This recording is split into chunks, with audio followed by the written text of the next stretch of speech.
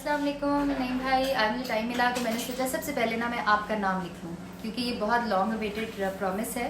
और आपका और आपके वालिद साहब का नाम मैं अब लिखने लगी हूँ। आपके लिए बहुत सारी दुआएं, अल्लाह करे कि हमने जो काम इकट्ठे शुरू किया अल्लाह उसमें बरकत दे। So let's start writing this.